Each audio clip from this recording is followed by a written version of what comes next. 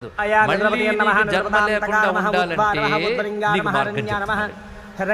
చచ్చిపోదామని ఈ జన్మ ఉండకూడదు, నీకు నిజంగా జన్మ ఉండకూడదు అంటే ఇది మార్గం కాదు, జ్ఞానమే మార్గం.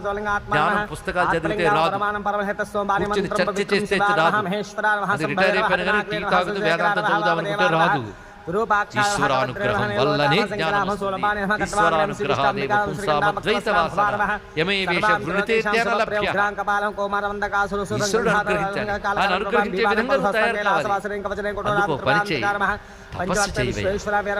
తపస్సు చేస్తే అప్పుడు ఈశ్వరుడు కటాక్షిస్తే నీకు జ్ఞానం వస్తుంది, వెళ్ళు అన్నాడు. వెంటనే నిజమే, ఇన్నాళ్ళు తపస్సు చేశాను, అయినా అజ్ఞానంలో కూరుకుపోయాను, ఇప్పుడు అజ్ఞానం నుంచి బయటపడడం కోసం తపస్సు చేస్తానని చెప్పి భూదేవి చెప్పిన మాట పట్టుకుని వశిష్ఠుల వారు తపస్సుకు వెళ్ళారు. బహుకాలం తపస్సు చేశారు. ఆ తపస్సుకు ఫలితంగా ఎదురుగా పరమేశ్వరుడు పార్వతీ సహితుడే